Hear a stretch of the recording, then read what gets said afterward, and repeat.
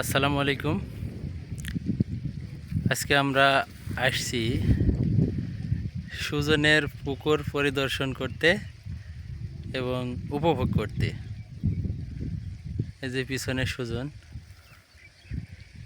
এখানে মূলত মোট পুকুর আছে ওদের এরিয়া 10 বিঘার।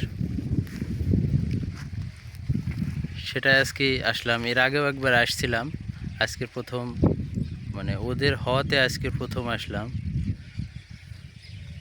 কত সুন্দর একটি মনোরম পরিবেশ। পুকুর মূলত বন্ধু অ্যাগ্রো, দুই বন্ধু মিলে 10 বিঘা পুকুরের প্রজেক্ট তৈরি করেছে। মাশাআল্লাহ, ইনশাআল্লাহ আগামীতে আরও নেবে। মোট এখানে পুকুর আছে আশপাশ দিয়ে মোট 65 বিঘা, তার ভিতরে 10 বিঘা ওদের দুজনের আন্ডারে। নতুন পানি ছেড়েছে, মাশাআল্লাহ অনেক সুন্দর পানির কালার।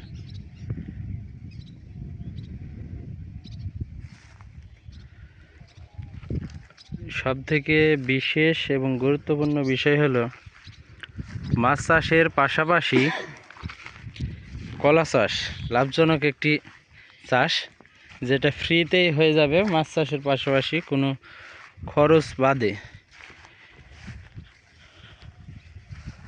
এই যে পুরো 10 বিঘা পুকুরের পাশ দিয়ে পাউড়ি, আমরা আঞ্চলিক ভাষায় যেটাকে বলে থাকি পাউড়ি, সেই পাউড়িতে চারি সাইডে লাইন বাই লাইন কলার গাছ রোপণ করা হয়েছে। গাছগুলো নতুন রোপণ করা হয়েছে, তাই সেইভাবে হয়তো বা ক্যামেরাতে ফুটতেছে না। ইনশাল্লাহ আরও কয়েক মাস পরে খুব ভালোভাবে বোঝা যাবে এবং সুন্দর লাগবে অনেক।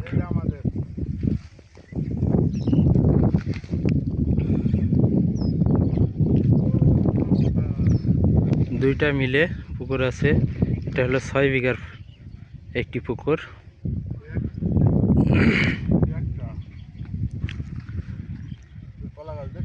এবং এর পাশে আছে 4 বিঘা, মোট 10 বিঘা। দুইটা পুকুরে এখন নতুন কোনো মাছ ছাড়া হয় নাই, তবে ইনশাল্লাহ কয়েকদিনের ভিতরেই মাছ ছেড়ে দেওয়া হবে।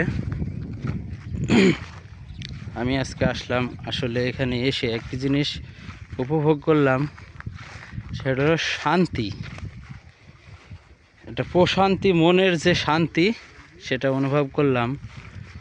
এবং পরিকল্পনাটা আমরা যারা বেকার আছি তাদের উদ্দেশ্য বলছি, পরিকল্পনাটা এক কথায় অসাধারণ। কেননা পরিকল্পনাটা অনেক সুন্দর।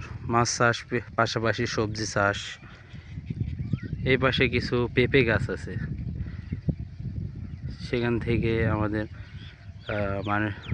পারিবারিক চাহিদা, পুষ্টির চাহিদা বা নিত্য প্রয়োজনীয় যে তরকারি আমরা খেয়ে থাকি সেগুলো পূরণ করা হবে ইনশাল্লাহ।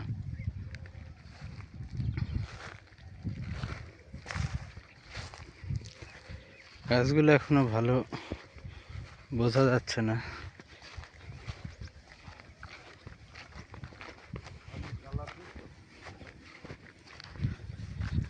তবে এই পাশটা দিয়ে সুন্দর গাছ আছে, এগুলো বোঝা যাচ্ছে। পুরো পুকুরের পাড় যেটা, সে পাড় দিয়ে পুরোটা লাইন বাই লাইন এভাবে কলা গাছ লাগানো আছে। এই বিষয়টা খুবই অদ্ভুত এবং খুবই গুরুত্বপূর্ণ একটি বিষয়, যেটা নতুনদের অনেকটাই অনুপ্রেরণা দিবে।